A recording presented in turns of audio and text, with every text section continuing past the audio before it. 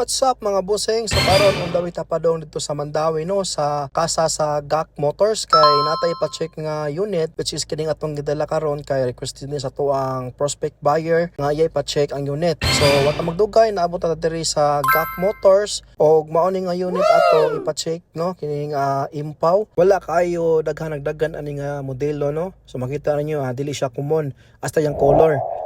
Makita niyo yung color nice kayo nya nanami siya so diri sa kasa gyud mismo.